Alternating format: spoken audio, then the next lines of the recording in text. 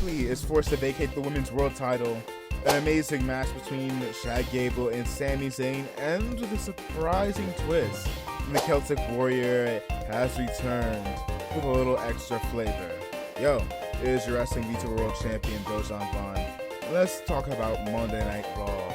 But before we do, if you like wrestling content, feel free to like, comment, subscribe, because we're going to be doing this daily, my boys. And on top of that, keep the main YouTube channel as well as the Twitch for some more wrestling and variety content. And join your boys' Discord. We would love to do some videos with some of y'all, whether it be hot takes, whether it be some other stuff, whether it be some other forms of feedback as well. Nevertheless, let's get into Monday Night Raw. Following that backstage segment from last week's episode on Monday Night Raw, the Eradicator unfortunately has to vacate her title. Rhea Ripley was the last individual to hold a championship as far back as WrestleMania 39, and one of the only two champions at this year's WrestleMania to successfully retain her title.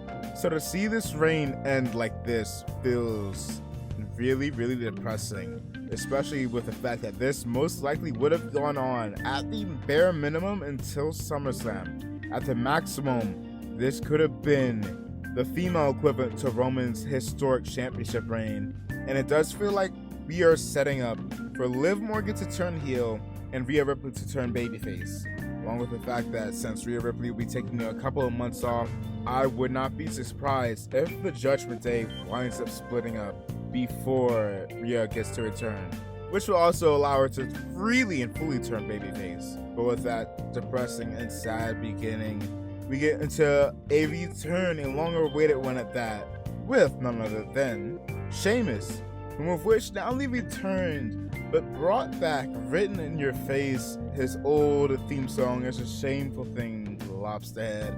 Sheamus and Ivar had quite the amazing, well, maybe not.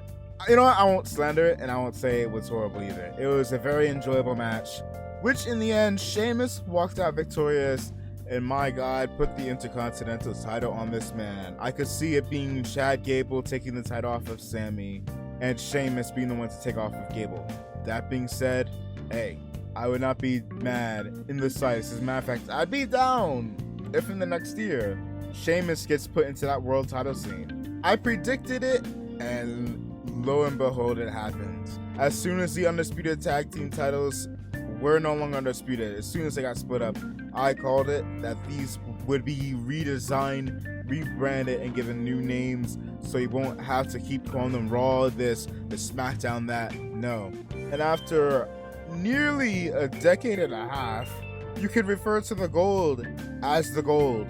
The tag team titles once again look glorious. It did take a little bit of getting used to for me with the reveal of the new tag team titles, the WWE World Tag Team titles, because they kind of have a similar look to that of the World Heavyweight Championship, but I am 100% feeling them now. But I am worried what we're going to have this week on SmackDown for what the, I'm going to assume, WWE Tag Team titles or the Undisputed Tag Team titles, or I don't know what we're going to be calling them.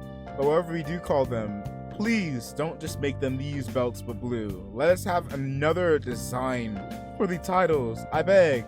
If you want to make these look like the tag team equivalent to the World Heavyweight Championship, do something that makes the SmackDown version look similar-ish to the Undisputed titles design. Just do something different. Also, R-Truth's lack of brain cells ran Triple H off, so that was kind of funny.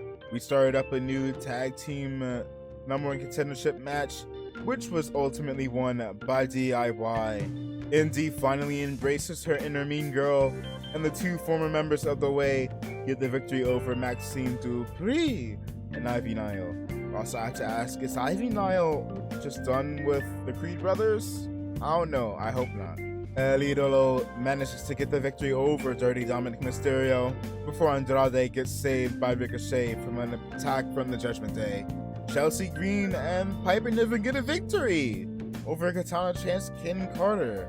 I mean, hey, I'll be real, this is kind of random. I don't remember why we had this match, but you know what? Hey, a victory for Chelsea Green is a W in my books. And on top of that, I love this tag team of Chelsea and Piper. So I ain't mad at it. Cody cuts another promo, which I'll be real, I love you, Cody, but SmackDown, I'm gonna need you to start doing something. Even if it's just having a random throwaway match against, I don't know, somebody. Have him give an open challenge on SmackDown. There's something that's not a promo. Also, it does feel like it's going to be one of the last times we may see Cody on Raw for some time, potentially. Maybe with the incoming brand split. And also, it took him over a week for him to finally acknowledge that Seth Rollins got battered to hell and back for him, as he would go on to thank those that aided him at WrestleMania.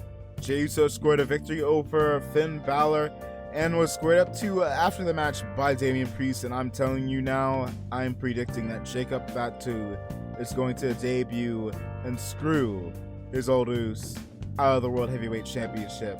Also, side note, and I didn't cover this earlier, but during the whole Judgment Day beatdown stuff, it does seem like we may be heading towards Damian Priest turning face. And again, the Judgment Day ultimately coming to a proper end. And we get to our glorious main event with Sami Zayn and Chad Gable. Also, I gotta give props to the new camera direction. The fact that we followed Jay to the back, got to Sami, had these two interact with each other, then led to this match. My god, I absolutely love it. These two had an enjoyable match, which is probably going to be the first of a series, because lo and behold, Sami Zayn got the victory with a Hulu kick 1, 2, 3, and still your Intercontinental Champion, Sami Zayn. And it did seem like Chad Gable was going to attack Sami, but instead he raised his hand, and just like that, Sami Zayn in front of his hometown gets the big W over Chad Gable, before Gable told him to fuck himself and put him in an ankle lock, suplexed him out of his wife's arms, and then proceeded to beat Sami Zayn down. And I'm gonna tell you this, I am absolutely hyped to see Perk Gable pop off. This is going to be what, and I'm predicting this now, the beginning of Chad Gable's ascent to the main event scene. In 1 year from now, I would not be surprised if he is in the world or undisputed title picture. And I am absolutely excited, hyped, and ready for it. Also, just seemed like this is going to be the start of these two having a feud. I'm hyped for that as well. All in all, I heard somebody mention it feels like for the past couple of years, the Raw after WrestleMania tends to be better than the Raw after WrestleMania. And that holds true here. That being said, if you liked the video, please like, comment, subscribe, follow your boy, and let me know your thoughts on Monday Night Raw. I am still very, very sad about Rhea Ripley having to vacate the title. Quite frankly, I felt like this could have gone on for potentially years. And I've seen some people also complain about, and I kind of agree with them, the fact that Seth gets injured, he gets to take a couple of months off while still being champion. Didn't wrestle at the Royal Rumble that I can recall. He might have, I just don't remember. Didn't wrestle at the Elimination Chamber. Waited until around WrestleMania before he started wrestling. And need I mention what Roman Reigns did for the majority of that man's reign after he won the world title? That man was at home for a good portion of the year. So it does kind of feel some kind of way having Rhea Ripley get vacated when those guys didn't have to do the same. But at the same time, there's also the argument that we are in a new era, and they aren't looking to have people hold titles hostage if they aren't going to be defending them. Either way, wishing a speedy recovery for Rhea Ripley. Hyped and glad to see Sheamus return, and with written in my face, lobster head, and Perk Gable is about to go crazy. And overall, very eventful episode of Monday Night Raw. And yeah, see ya.